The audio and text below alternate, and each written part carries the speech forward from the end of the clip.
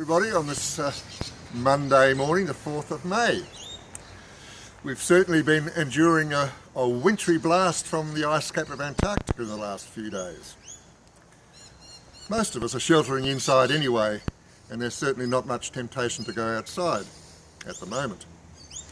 But we're still within the Easter season, which is all about new life, and with the resurrection of Jesus, the triumph of life and love over death. It doesn't feel too much like that at the moment, what with winter bearing down on us, and especially with the world still suffering the calamity of the COVID-19 virus. Annette and I spent a number of weeks in the UK 6 years ago at just this time of the year, springtime in England. The weather for the most part was very much like we're having at the moment. However, there was a difference. Even though it was rainy and cold, there were unmistakable signs that spring was on its way.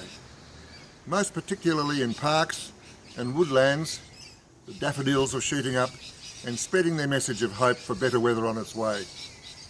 The worst of winter is behind us and new life is beginning to return. Well, down here on the bottom of the world, daffodils are not blooming. We have a lot of winter to endure before the spring returns. Many of you will know the words of a hymn we sometimes sing at Easter time.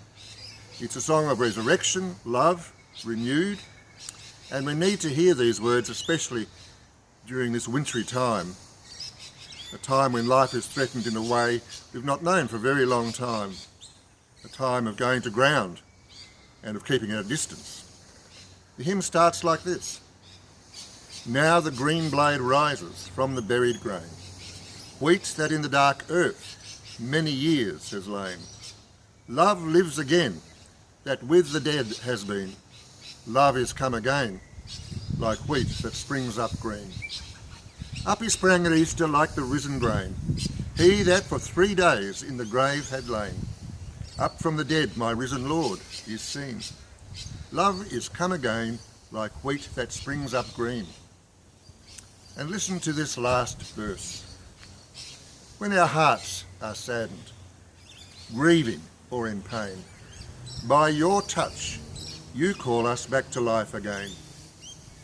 Fields of our hearts that dead and bare have been, love is come again like wheat that springs up green. I think all of us can relate to that verse. Many of us are thankful that we and our loved ones have not been touched directly by the virus. But we are saddened by what is happening to many in our community. We are especially saddened by what is happening in other parts of the world on a terrible scale. And we are fearful for what the consequences will be in the future, for how our lives may need to change. There is so much uncertainty, and uncertainty brings fear. The world, of course, has always been a place of uncertainty and fear. It is into this world that the gospel, the good news, comes. The good news that we need to be reminded of and hear over and over again.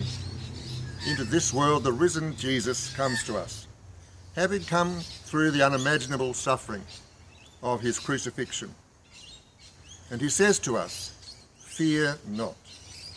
Fear not. He meets the women, Mary Magdalene and the other Mary on Easter morning, and says, do not be afraid. He comes to the disciples, fearfully huddled behind locked doors, and says, peace be with you. It is I, myself. Love has triumphed and sends us to love in return. So today, if you're sad, if you are fearful, if you wonder what the future will bring, hear these words of Jesus for you. They are for you just as truly as they were for those frightened disciples. Do not be afraid. My love for you will never let you go.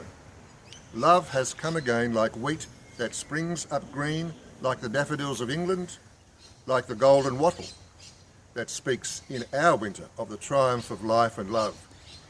For you this morning, Christ is risen. He is risen indeed.